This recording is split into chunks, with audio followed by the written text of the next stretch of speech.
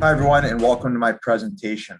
My name is Zach Sizek, and I'm an associate head coach here at Lake Superior State University.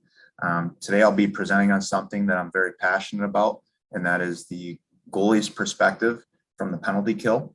My plan for today is to lay out some clear roles and responsibilities for the PKers and the goalies, so we can all be on the same page. And especially this is geared at people with not so much of a goaltending background. So I often hear that we say that the goalie is the most important penalty killer.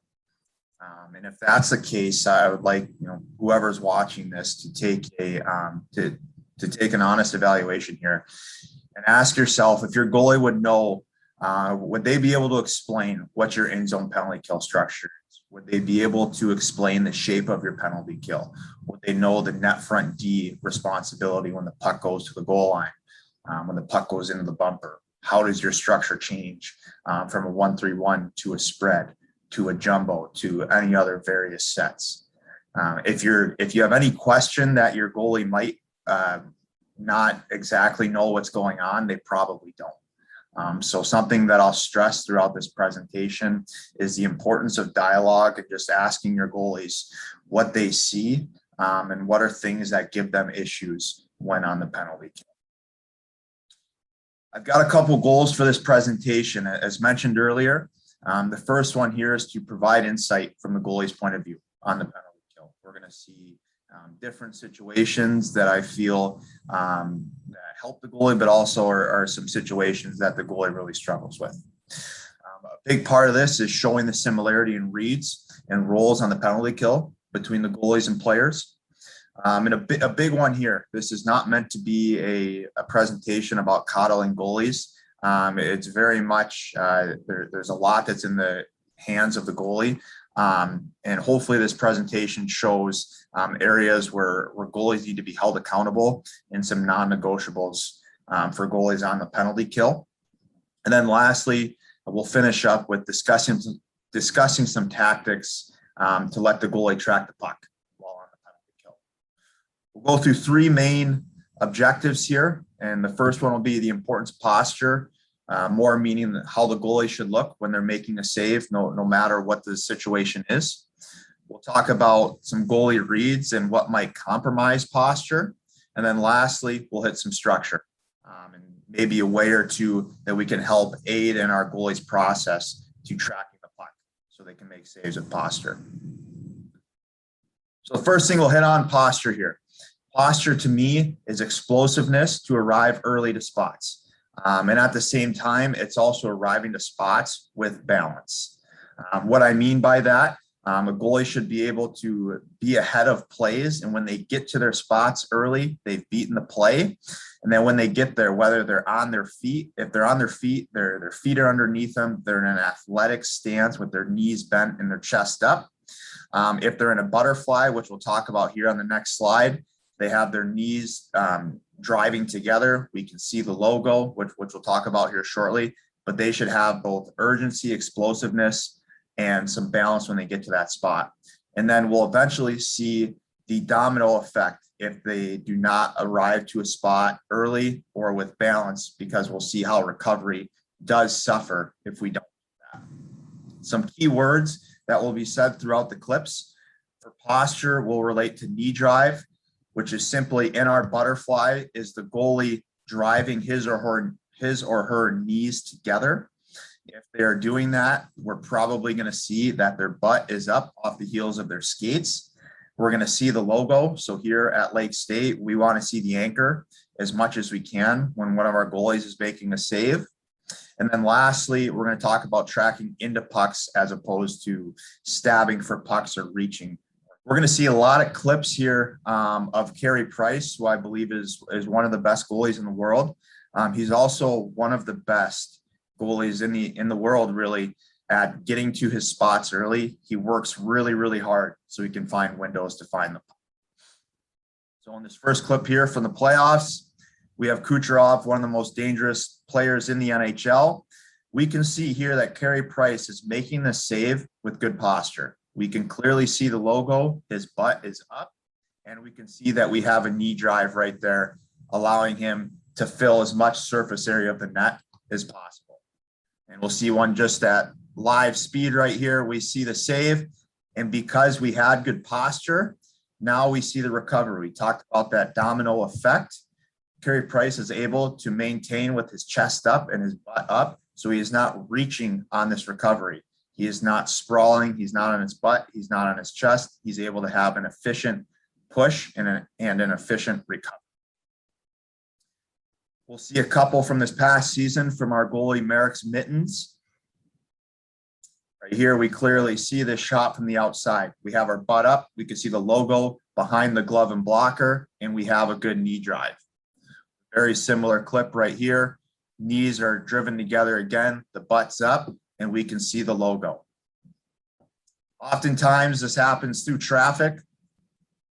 So we can see Carey Price working hard to find his lanes. This pass comes across the Royal Road right there, and we can clearly see. We can see the logo. We can see Carey Price's butt is off the heels of his skates, and we can see good posture because of the knee drive. And lastly, a good clip right here of mittens at the end of the season. We talked about the importance of arriving to your spots early with explosiveness and with balance. Because of this, he's able to get to a spot on his feet. And when he goes to choose his save selection, we can clearly see that Merrick's has his chest up. We can see his logo, and he's covering as much surface area as he can to make that save. So that's how we want it. That's how we want our goalie to look when we're making save, whether it's 5-on-5, it's penalty kills, power play, whatever it might be. That's what we want the goalie. That's how we want the goalie to look like when they make their saves. There are some things that compromise this, specifically on the penalty kill. We're going to see clips coming up of traffic, and that might be stationary traffic. That might also be traffic, which I'll call a flash screen. We're going to see something very undervalued, in my opinion, on power plays is tracking the passing route sight for the goalie. We're going to talk about the difference of shot hands and how that drastically changes the goalie's skating mechanics to get to one spot or the other. And then lastly, more so with the shot hands, we'll show a clip or two of why long passes can be so hard for a goalie on the penalty kill to get to his spot, to his or her spot, maintain posture, and have a good knee drive and see the logo. So the first, we'll see 3 views of it here. We're going to see a goal here in the Winnipeg-Montreal game. Clearly here, we can see Jake Allen's in net right now. We can see that 27 for Winnipeg has released this puck. And at the time of release, we can see that Jake Allen cannot see this puck, and this puck's going to go in the back of the net. We've got a couple more views right here. And towards the end of this presentation, I will challenge coaches to think about what is something that we can do right now at this standstill to help our goalie make this save. I think most coaches with the puck at the point right now would really accept a shot from up there that it's not going to go in if the goalie can see it. But just within a half a second, now we have that flash screen. We'll get one more look. That's going to be a tough save for our goalie to make. We'll see another one with Carey Price. We see the flash screen. We'll get a very good look right here at the point of release from Victor Hedman right there. Carey Price cannot see the shot. He cannot see the shot release because there was a flash screen. And we're going to look at the posture. We showed a couple really nice clips of Carey Price with having good knee drive and seeing the logo. We can clearly see right here that Carey Price was trying to look around a screen. So when he drops, his legs have spread apart. His balance is off center, and we can see that now his butt is going to start to sink to the ice. And for a guy who's well over 6 foot, his frame does not look that big in that clip right there. So again, another challenge here is how can we help our goalie right now? If a shot is coming from there on the penalty kill and our goalie can see the puck, we're probably going to be okay giving up that shot. But just in a half second here, you can see what happens when we have a flash screen. A couple clips of stationary screens here. Again, how can we help, in this case, Freddie Anderson out? probably be okay. If the goalie can see that puck right now, we're going to make that save more times than not. But because the Winnipeg forward does a nice job getting in front of the net, this puck is going to squeak through. Is there something that we can do to help out our goalie? In another situation here, we can see Carey Price at the point of release right now. He's not going to be able to see this puck. And we can see that Kyle Connor, when he shoots this puck, it's kind of he's in a goofy situation right now, I think, in terms of his feet. He's probably not in an ideal scoring situation to score on one of the best goalies on the planet, but it still goes in because Carey Price cannot track the release of the puck. So something that we'll talk about now, and I'll call it passing route sight, something that I said earlier that I think is very undervalued on power plays. And it's very critical that the goalie can track the passing routes to not fall behind the play. We'll see the domino effect that happens, that if you're late in a passing route track, chances are the goalie is going to be late in their save selection reaction. A great clip to start off here. So we'll start back right here. We're going to watch Carey Price. Carey Price has done his job to start right here. We're going to see his depth. He's going to end up getting to a fine spot. Heels are going to be right on top of the crease. He's challenged plenty. Right now we can see the puck. This is where goalies get into trouble often on the penalty kill. We talk about these long passes and these one-timers. It looks like a great goal. I think a goalie is going to make this save if they can see the puck more times than not. What happens here, because Blake Wheeler gets to the net front and does a good job in front of the net, Carey Price cannot fully track the passing route. And what's going to happen here, that domino effect, if we cannot track the passing route from the passer to the receiver for the shot release, we are going to be behind the play. Carey Price gets behind the play and the puck's in the back of the net.